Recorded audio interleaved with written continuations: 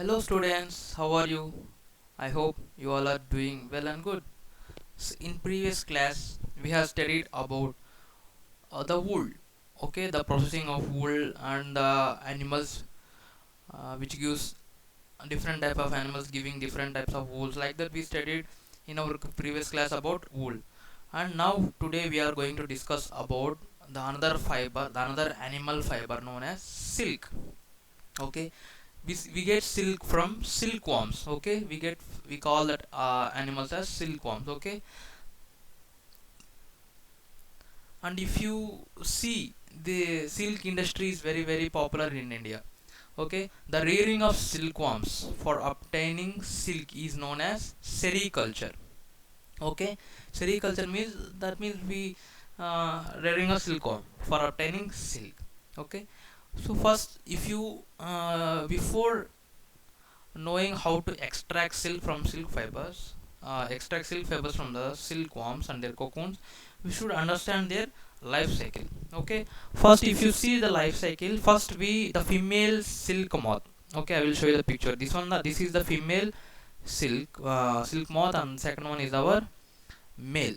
Okay, if you see the difference, the female is larger in size and male is smaller in size. So females lays hundreds of eggs.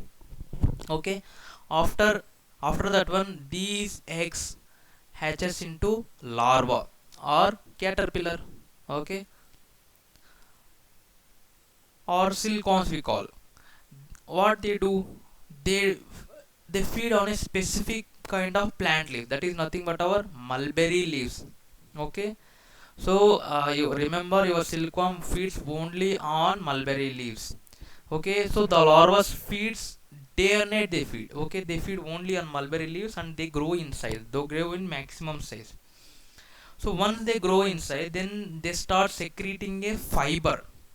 Okay, if you observe that fiber, that fiber is made up of protein. Those fibers are nothing but our silk fiber. That means you may get a question in exam that what silk fibers are made up of protein. Okay, and on exposing, see, whenever these fibers which are made up of protein is exposed to air, they will convert into fiber. So these what they do, they fibers, they weave that one around itself and form a structure known as pupa. Okay, first it lays the eggs, you can see here, it lays the eggs, it hatches, and then it hatches into caterpillar, and they form cocoon. Okay, I told you, right, cocoon. So that means these after attaining the maximum size, caterpillars, what they do, they release a fiber which is made up of protein, and they weave that fiber around itself. Okay, we can call that as pupa. That this covering, the outer covering is known as cocoon. So inside that one, inside this cocoon we can see pupa. Okay, the outer white color is nothing but our cocoon. Inside this one we can see pupa. Okay, we can uncompletely, they forms pupa. The outer covering is nothing but our cocoon. The pupa develops into young silk moth. Okay, so I told you, right, inside the cocoon there will be a pupa. Pupa develops into silk moth, and with that cocoon, with this cocoon we can extract silk fibers, and from that fibers we can prepare and from that and we prepare silk fabric. Okay, and if you see, in India there are different types of silk moth. Each type of silkworm gives different types of silk. Okay, but the most common one is the mulberry silk moth. It gives mulberry silk moth. Why we got the name, why we have given this name? Because this particular silk moth feeds only on mulberry leaves, mulberry plant leaves. Okay, that's why we can call that one as mulberry silk moth. So there are different types of silk varieties in India. Okay, so there are nothing but our eri silk, muga silk, tussar, like that, so many are there. And mulberry silk is very popular. You can see here, see this one, I told you that this female silkworm lay eggs hatches into caterpillar, and you can see these green color leaves. These are nothing but our mulberry leaves. So these larvae, they complete day and night. They feeds on the mulberry leaves. They grow into maximum size. After attaining the maximum size, they start releasing a fiber which is made up of protein. So whenever this air is exposure, whenever that protein exposure to air, it becomes hardened and it becomes a fiber. It becomes silk fiber. Okay, this outer covering is nothing but is nothing but our cocoon. Inside this one we can see pupa. Okay, pupa develops again cocoon with developing mouth. Okay, you can see here picture. This is the developing mouth. You can see here some wings are slowly developing like that. We can see inside this one the development takes place. Again it turns into silk moth. Yeah, so you can see these are the mulberry plants, and these mulberry fruits, these are, it is edible. I mean, we can eat this one. It is we can taste this one. I have tasted this one. And one more thing is, we can eat this one. This is very it is very healthy also. Yeah, yeah. See, we use for in see in, now we have discussed about silk moth. So we, if you want to extract silk fibers from this, from the cocoon itself, we have to extract the cocoon from the we have to extract the silk from the cocoon itself. Okay, that because cocoon is the outer covering which is made up of silk fiber. Okay, which is made up of silk fiber. So what we should do, we have to collect the cocoons. We have to collect the cocoons. And what we should do, inside this organism is there, inside this one pupa is there. What we should do, so for those who are uh, involving in the sericulture industry, they will boil the cocoons in the hot water, or they will keep in the hot sun. Okay, what it will happen after this one, inside the cocoon the pupa will die. Okay, after pupa dies, what they will do, they send that one, for the silk processing. Okay, or we can use steam also to kill that organism. Okay, and after that one, what will happen, the silk fibers get separated. You can see here cocoon here is very, if you touch the cocoon you can see the hard there, the cocoons are somewhat hard. So once we keep it in hot water or steam or stem, the fibers will get separated, and inside that one also the pupa will also die. So after that one, what we should do, we have to collect the fibers from the cocoon. So we call that one as reeling. So reeling is the process of collecting the fibers from the cocoon, and we can do this one with the help of a machine. Okay, we can do this one with the help of a machine. And we collected the fiber, so from those fibers we can prepare an, and that means nothing but our threads. With the silk threads we can prepare silk cloth. Okay, we can prepare silk sarees, like that, so many things we can prepare. Okay, you can see here, I will show you some pictures, you can understand the life cycle. See, remember friends, one point. See, if you want silk fibers, we have to kill this one. We should not let this one to develop. Okay, that means if the pupa inside the cocoon completely develops, they have to come outside, right? They have to break the cocoon, and they have to come outside. Okay, if it completely develops, it will damage the cocoon, right? If the cocoon get damages, we will get the damaged silk fiber. So we should not let this pupa to develop. Actually, this is what happening exactly in the sericulture industry. That means for the silk we are killing one organism. Okay, for this one. Yeah,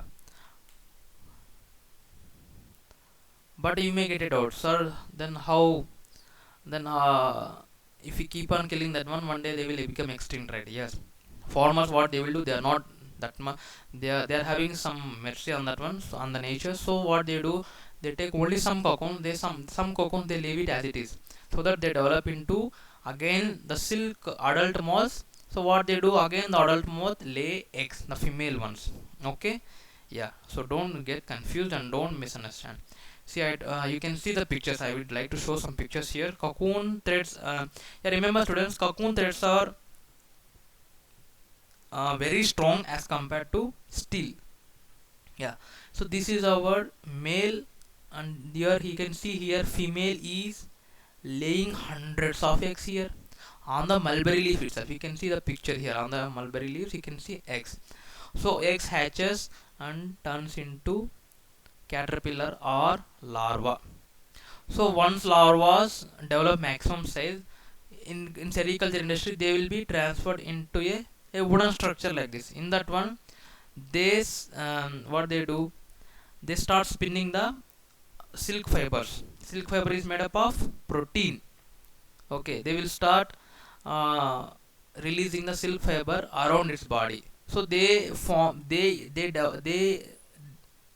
themselves itself they themselves prepare the cocoon with the help of a silk fiber. Okay, they will start releasing the silk fiber around its body. Okay, that means it is preparing the cocoon itself around its body. Okay, so this white color structure is known as cocoon, and inside the cocoon we can see pupa. Okay, so here, see here, they are boiling this one. They are boiling. You can see this woman is boiling the cocoons, and after boiling, they will be sent to the reeling. Okay, they will be sent to the reeling industry. They will separate the silk fiber from the boiled cocoons. So now you can see here, these are the fibers. Sorry, these are the silk threads. So now these weavers are weaving the silk sarees with the help of the silk threads. And see, silk is lustrous. You can see here, this silk is very shiny, very strong also, and we can apply dye also. That's why we can see many colored silk sarees here. Okay, we can apply dye also.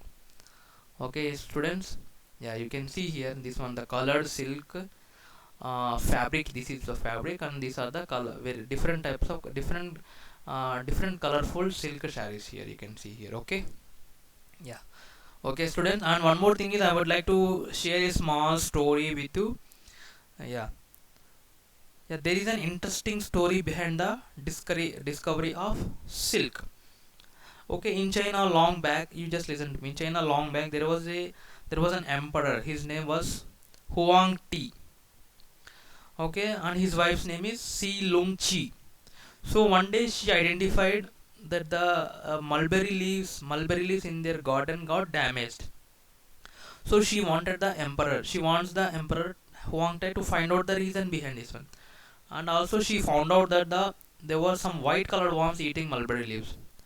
Okay, one day she was having tea in the garden. She was roaming. Unexpectedly, one of the cocoon just fallen in her teacup. So you can see, you can understand that tea is very very hot. So once cocoon falls into the hot tea, the fibers get separated. So she tried to pull that one out, and she discovered, she identified so many fibers coming out from that ball, white colored ball, that is nothing but our cocoon. So that's how the discovery of silk happened, and the silk industry begins in China. And Chinese are very very cunning. So what they did, so they kept that one as a secret. But for hundreds of years they kept that one as a secret.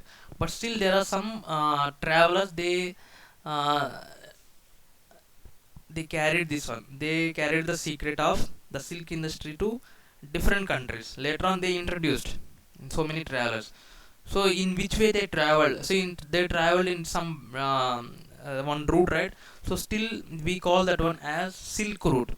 Okay, yeah, because those travelers traveled in a particular path. We can call that one as the Silk Route. From China, we can see the travelers moving from China to different countries, right? We can call that one as Silk Route.